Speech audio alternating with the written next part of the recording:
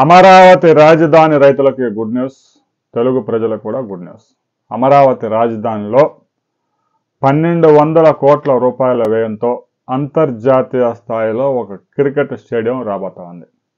భారతదేశంలోనే రెండో అతి పెద్ద క్రికెట్ స్టేడియం అని చెప్పి విజయవాడ ఎంపీ కేశినేని చిన్ని లోక్సభలో అడిగిన ప్రశ్నకి సమాధానంగా కేంద్ర మంత్రి చెప్పారు.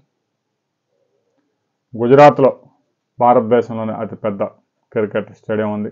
దాని తర్వాత 1,25,000 కెపాసిటీ, సీటింగ్ కెపాసిటీతో అమరావతి రాజధానిలో అంతర్జాతీయ క్రికెట్ స్టేడియం రాబోతా ఉంది. అది స్పోర్ట్స్ సిటీలో వస్తుందనేది క్లియర్. అయితే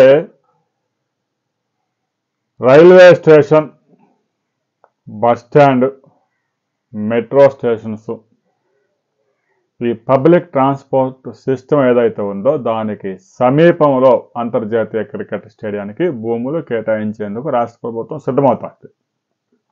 భూమి కేటాయించిన 2 సంవత్సరాల్లో 24 monthsలో పనులన్నీ పూర్తి చేసి ప్రారంభించేందుకు మేము సిద్ధంగా ఉన్నాము అని చెప్పేసి కేంద్ర మంత్రి స్పష్టం చేశారు.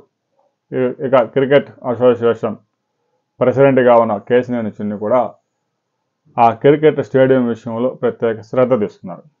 ఇక మంగళగిరిలో ఇప్పటికే ఉన్న క్రికెట్ స్టేడియం, విశాఖలో ఉన్న క్రికెట్ స్టేడియాల్లో రంజీ మ్యాచ్లు నిర్వహించేందుకు కూడా ఏర్పాట్లు చురుగ్గా జరుగుతున్నాయి.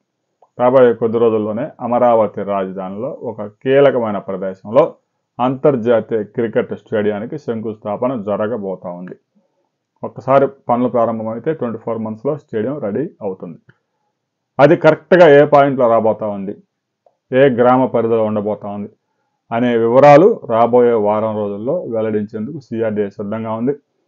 దాదాపుగా 120 ఎకరాలు ఈ స్టేడియానికి కేటాయించే అవకాశం ఉంది. దానిపైన మరిన్ని అప్డేట్స్ వచ్చిన తర్వాత మనం మరో వీడియోలో తెలుసుకుందాం.